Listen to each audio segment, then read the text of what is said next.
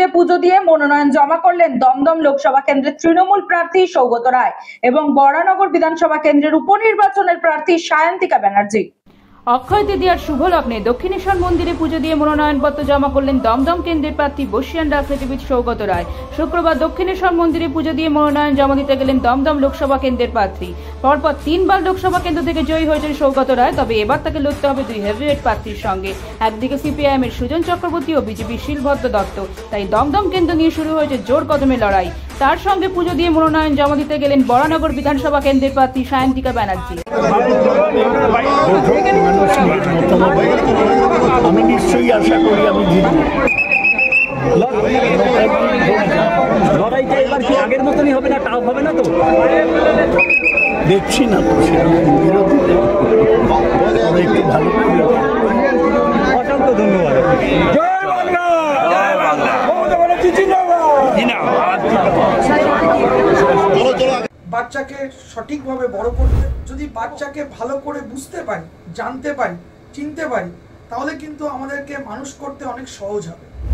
আমরা একটা উপায় আমাদের কাছে আছে, DMIT, demographics multiple intelligence test.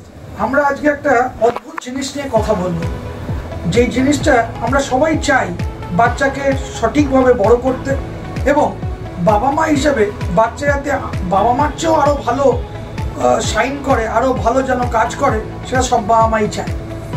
এর জন্য আমরা যদি বাচ্চাকে ভালো করে বুঝতে পারি, জানতে পারি, চিনতে পারি, তাহলে কিন্তু আমাদেরকে মানুষ করতে অনেক সহজ হবে। আমরা একটা উপায় আমাদের কাছে আছে, যেই একটা টেস্টের মাধ্যমে, সেই টেস্টটার নাম হচ্ছে DMIT, demographics multiple intelligence test. এই টেস্টের মাধ্যমে আমরা বাচ্চার ইনবর্ন ট্যালেন্ট, ইনবর্ন স্ট্রেংথস, বাচ্চার এরিয়াস অফ ডেভেলপমেন্ট, বাচ্চার কোন দিকে ন্যাক আছে, বাচ্চা কীরমভাবে পড়াশোনা করতে চায়, কীরমভাবে লোকের সঙ্গে মিশতে চায়, এই সব জিনিসগুলো আমরা বাচ্চার সম্বন্ধে জানতে পারবো সঠিকভাবে। যদি আমরা এটা জানতে পারি, তাহলে আমরা বাচ্চাকে সেই রকমভাবে তৈরি করতে পারবো, এবং তৈরি করতে পারলে বাচ্চা ভালো ফল করবে, শুধু পরীক্ষায় না, জীবনও সে ভালো করে দাঁড়াবে, যেটা সব বাবা মার ইচ্ছে। হ্যাঁ, আমরা আজকে এখন দেখাবো এই যে অদ্ভুত যে প্রসেস বা অদ্ভুত যে একটা টেস্ট, সেই টেস্টটা কি করে হয়। যে টেস্টটার নাম DMIT, demographics multiple intelligence test. Saugata, এবার তুমি শুরু করো। আমরা একটা ফিঙ্গারপ্রিন্ট মেশিন নিয়ে এই কাজটা করা হয়, এবং এই ফিঙ্গারপ্রিন্ট মেশিনে কিন্তু শুধু DMITর জন্যই কাজগুলো করা যায়। প্রথমে আমরা লেফট হ্যান্ডগুলোকে আগে নেব, তারপরে আমরা রাইট হ্যান্ড নেব, এই দুটোরই আমরা ফিঙ্গারপ্রিন্টগুলো নেব, এবং 3 রকম শেপে নেব, সামনে সাইড 3 রকম করে নেব, যাতে করে আমরা অ্যাকুরেট টু অ্যাকুরেট রেজাল্ট পেতে পারি। অনেকেই একবার নিয়ে রেজাল্ট বের করে, কিন্তু সবচেয়ে বেশি অ্যাকুরেট চাইতে হলে একটা ফিঙ্গারকে 3 রকম অ্যাঙ্গেলে নিয়ে আমরা এই কাজটা করি।